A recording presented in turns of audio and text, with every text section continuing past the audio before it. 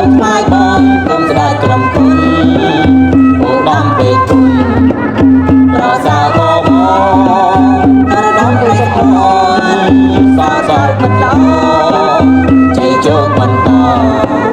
ព្រះជន្មយើងប្រទេសគូដល់វប្បធម៌ជាតិចាទៅរួ